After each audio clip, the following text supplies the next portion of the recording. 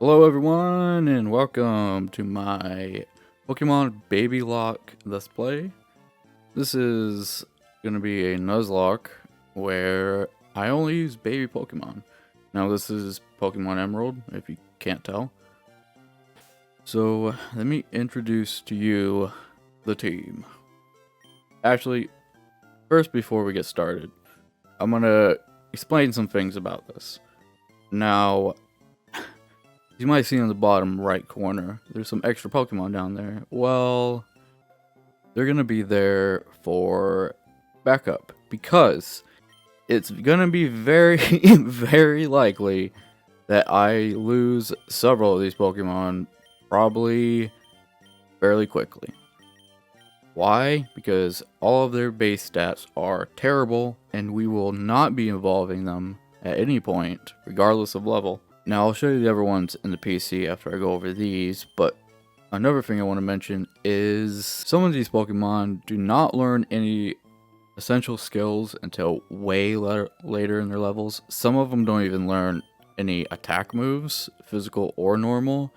So, I've decided to give them some TMs.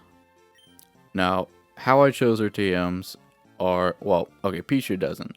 I gave TMs to ones that do not have any type advantage moves because we're going to be in a lot of trouble if we don't have some good attackers in this. Now, of course, once a essential Pokemon such as Magby, possibly, well, Lava Bee is what I decided to call my Magby. I'll go into that a little bit, but if we happen to lose Lava Bee, we cannot use any fire type moves unless I find TMs later on, which are going to be used if needed. Same things with HM. I actually have an HM user in the bank, which is my starter, which I chose Mudkip. Doesn't really matter because they will not be battling at all in this lock because it's strictly babies, and babies based on what are considered baby Pokemon. You know what? I just realized something, and I think it's because I have a unexplained dislike for this Pokemon. I did not have Smooshum in the lineup. I will definitely add them for the next video, but I just realized that. Oh man. Smooshum's actually probably going to end up being one of our most important Pokemon because they're dual typed, Ice and Psychic. And from what I believe, they have a pretty good physical, special attack. They have the highest base special attack out of all of our Pokemon. Fairly low attack, but that's not really going to be a problem. We're going to be using special attacks with Smooshum. Okay, and lastly, we are going to go over the Pokemon. I'm also going to go over their abilities. Now, I have not checked their abilities yet, so this is my first take on these. I know what ones are pretty good versus the ones that are bad, which really is only 50% shot of getting the better ability. This is completely random, so I could get terrible ones, or I could get the best one. Also, I did not do anything to modify their natures, so the natures they have are the ones that they were randomly picked. So if my whole team has great natures, you're just going to have to trust that it was due to RNG. And if they're all bad, then, well, there you go. So, first, Pichu. Named him Pichu. These names are kind of ones I just came up with on the spot. So first, Pichu. They only have one ability. I believe it's static. So, yeah, static. And that paralyzes on contact. That could be useful. I suppose it could be useful for setting up a paralyze on an opponent. Only issue is I'm quite sure Pichu has considerably low. Yeah, Pichu has very low hit points, which is probably going to be a problem. Wait, what nature is it? Mild. It has okay stats all around. Speed's really good. Defense is bad. So, to avoid physical attackers with Pichu. Oh boy. I'm already pretty stressed out. And I did not add TMs to ones that already have moves that it can use or moves that it will soon be able to use. So, next we have Eagles, the Igglybuff. I'm not sure what secret power does in the inventory here, but Igglybuff. And it has Cute Charm. Cute Charm is yeah, it's okay. I think both, I'm looking at the abilities for it, so Cute Charm's okay. Igglybuff is female, so we can make use of its ability against males, though I'm really not going to know what they are, because I'm going to try to not look up every single trainer. I know this game pretty well, but I don't know specifically what Pokemon each trainer has. Cute Charm might come in handy, but for now, I'm kind of about it. It's quirky nature. I suppose it has okay attack, okay special attack. Igglybuff has a base 30, regular, and 40 special. It's kind of middle of the road. Not the worst, not the best, for these babies at least. And the moves, well, I gave it secret power. It's one of the better normal moves it can learn. It has a higher base power than hidden power. Hidden power might be more useful in certain strategies, but I feel like secret power is just, in general, probably going to be better. And I also gave it Shadow Ball, because we probably need a Ghost type move. In case our Smooshum ends up dying and, gets KO'd. I'm not going to use the D word on these young baboos. Next is Cleffa.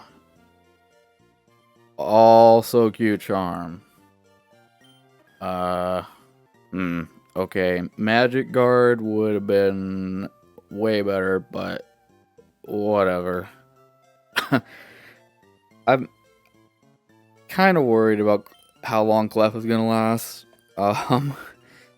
Physical attack 8, defense low, speed low, decent special attack and special defense, at least based on these stats. Base stats are 25 attack, 45 special attack.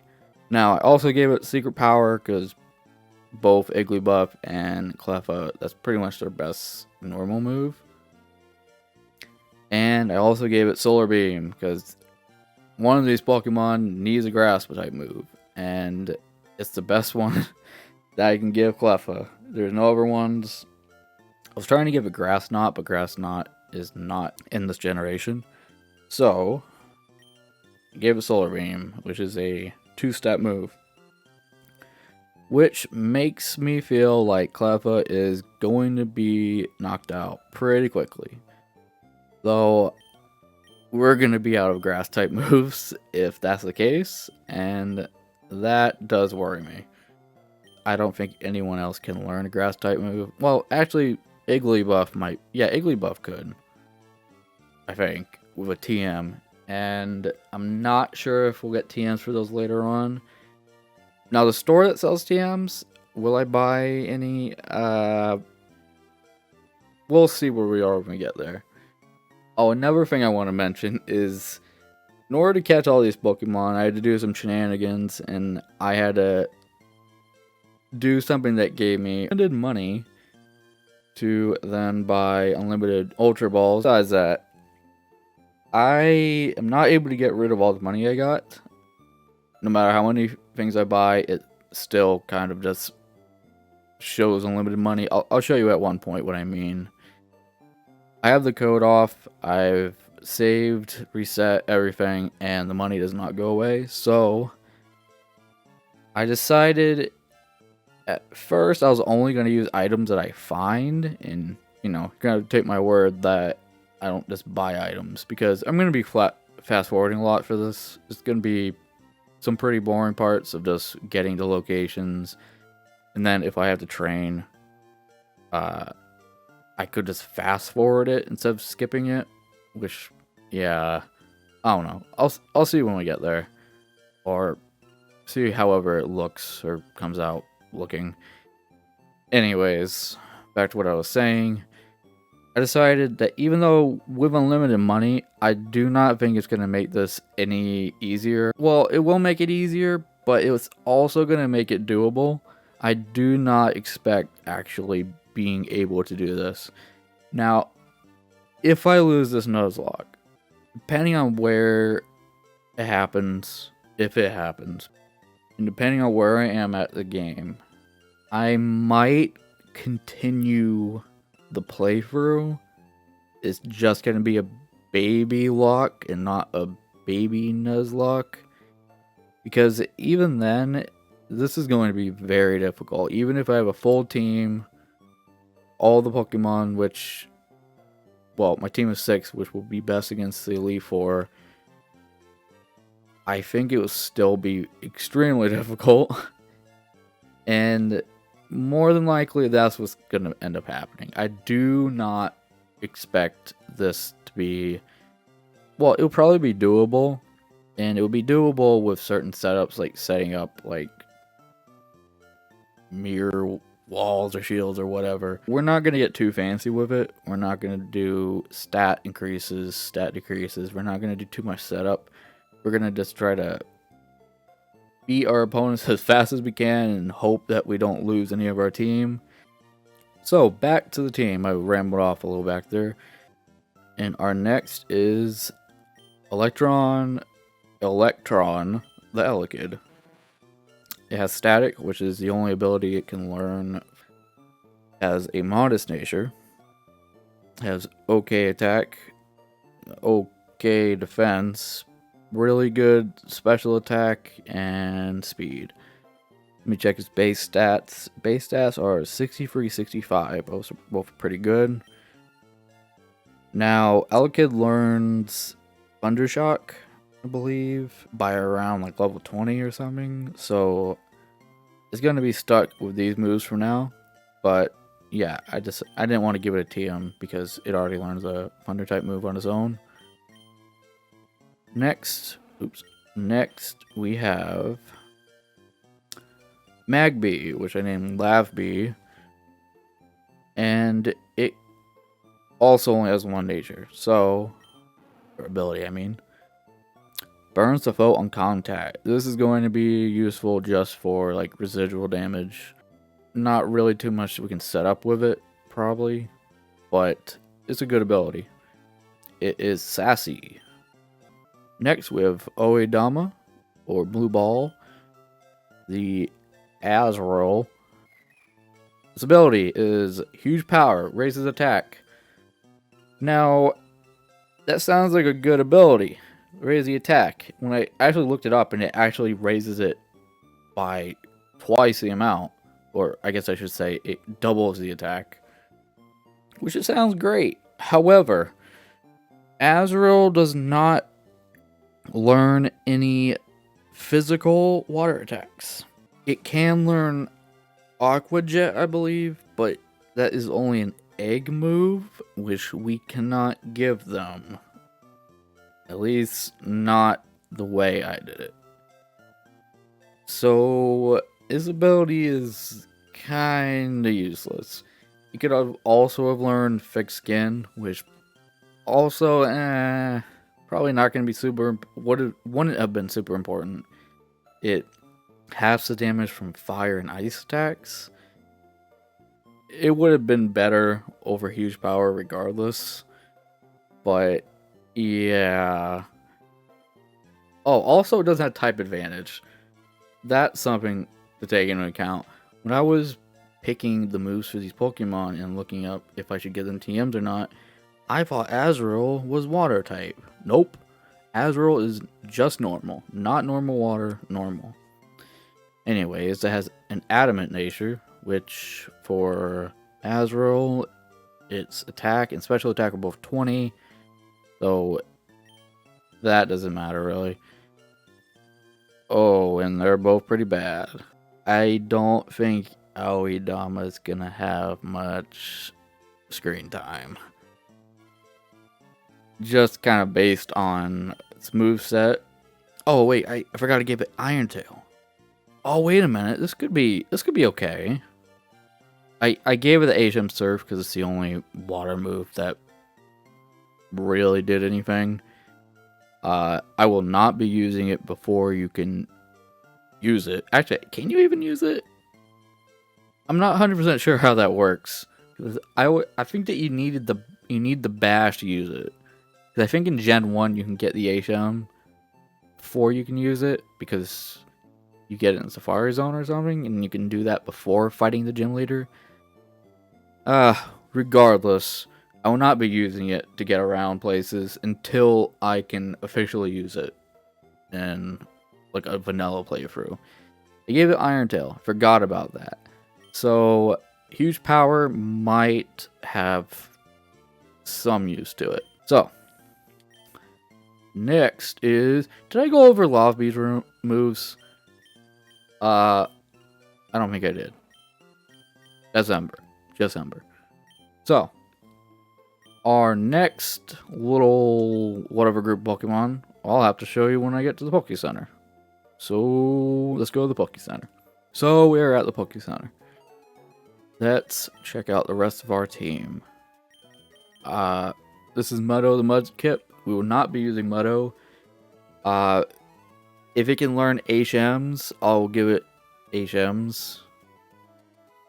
There's some moves it can't use, which I'm probably going to need to capture another HM user. Maybe like a Wingull or whatever. Are they in this gen? Yeah. Yeah, Wingulls are. Because I don't think any of our team can learn Fly. So, next we're going to look at Toke the Togepi. It has Serene Grace, which, what does it do? 2 times the chance of effects. What?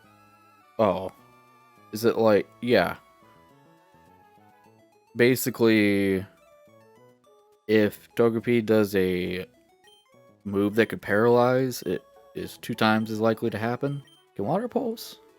Oh, Water Pulse can confuse the foe. Wait a minute, why did I give Togepi Water Pulse? I'm not 100% sure if I meant to do that. But you know what? We're keeping it. And yeah, it can confuse, and with our ability, it makes it twice as likely to happen, which is good. Regular attack is 20, special is 40. You can see its stats here. Its attack is bad. Special attack ain't great either. Next, Smoochum, the one I forgot to put in the lineup down below, which I will definitely be remembering to do so for the next episode. It is an Ice Psychic type. Its ability is Oblivious, which means prevents attraction. What? Does that just mean Smoochum can't be attracted or fall under the spell of attraction? That's not great. It's mild nature. Like I said earlier, it has the highest base special attack out of all of our Pokemon, which is probably going to come in handy. Oh, it only has a ghost move. Well, it's ghost and normal, pound and lick. It will eventually learn ice and psychic moves. I hope. That would actually be pretty bad if it doesn't. But, yeah. That's Smoochum. Next is Why Not, which has Shadow Tag. Pretty useless. Aside from, I think, Pokemon that can use like Whirlwind or whatever, which is only like Abra. But we will not be catching Abra in this Let's Play, so its ability is useless. It's a Psychic, which I believe it learns psychic moves at some point. If not, then oh boy, why not is bad. And another thing, all of its moves right here are all just effects. None of them do any damage, which is bad because why not cannot learn anything via TM. There is not a single TM. Maybe later generations it does, but in Pokemon Emerald, why not cannot learn anything from TMs, and it's not going to have much use, at least for now. And lastly, we have Tyroscope, the Tyrogue. Tyrogue is a odd Pokemon to me. It's like one of those Pokemon that came out in Gen 2. Wait, Tyrogue came out in Gen 2? I feel like a fool for not knowing this. But the alternative evolutions for a lot of these Pokemon, which one of them is one that Tyrogue can evolve into, they don't fit the theme. Like Blossom and Politoed, they're like a completely different color scheme. They look like completely different Pokemon because Poliwag, Poliwhirl, and Poliwrath all just look like older versions of the previous. Same thing with like Oddish, Gloom, and Vileplume. They all have the same colored body and the same kind of overall look. But then you have the alternative evolutions, Blossom and Politoed. They're completely different colors. Their whole theme is just completely different. But anyways, that's just me going on a tangent. Tyrogue, our fighting type. It has the ability Guts, which I think is the better one of the two. I can't remember what its other ability is, but ups attack if suffering. Suffering is very ambiguous. What the hell does suffering mean? I believe it means if you're confused or paralyzed or poisoned, that's what it means. So Guts could come in handy. Tyrogue is going to be useful against Norman, I think, because he has like the slacking line in their normal types, which we could probably make quick use of with, because Tyrogue is a fighting type with fighting type moves. One of them I gave Brick Break, and we also gave it Earthquake, because I don't believe anyone else can learn ground type moves. An alternative was to give it Faint, which is a dark type. However, we have two Pokemon with ghost type moves, so they can kind of take care of psychic Pokemon. So I don't think dark type moves are super important in this or in the game, like regardless, as long as you have ghost type moves. And yeah, Tyroscope stats are kind of eh, and its base stats are 35 attack, 35 special attack. Not super great. And yeah, that's our team. Now, another thing I want to go over is, what am I going to skip?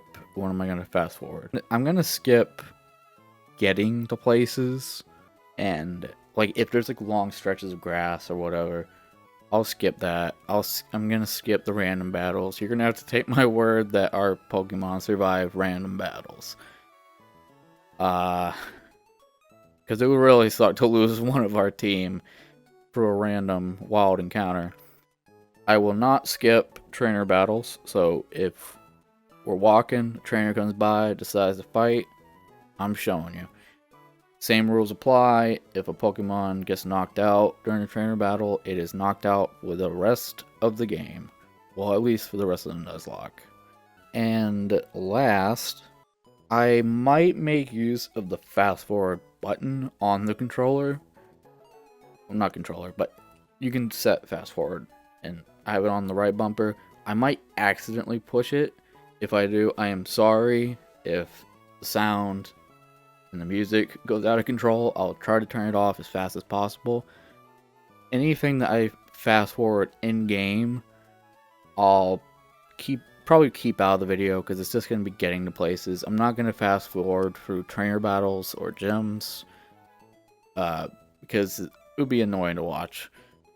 And yeah, so let's get out of here real quick. Now, I'm also going to not over level. It's going to be essential to over level a little bit because all of our Pokemon have pretty awful stats. And if we go into these gyms the same level as some of these Pokemon that we're going to be fighting, I feel like they're just going to rip through our team. So I'm going to...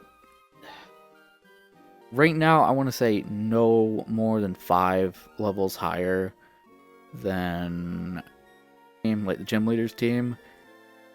I'll base it off of, I don't know, maybe like the average of the gym leader's team. So if it has like a 26, 27, 28, I'll base it off 27, which means I'll level them up max to level 32 and not any higher than that.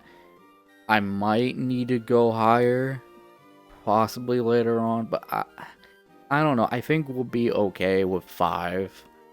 5 sounds okay, especially since if we lose any of our team members, it's very possible that we're out of a certain move type for the rest of the game, such as with Lovebee the Mogbee.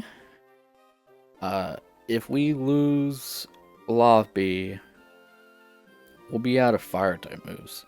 However, at some point in the game, I'm quite sure you can buy Flamethrower. I believe it. I can't remember the city, but it's the one where you can buy TMs and all. It's like Goldenrod City, but for Gen 3.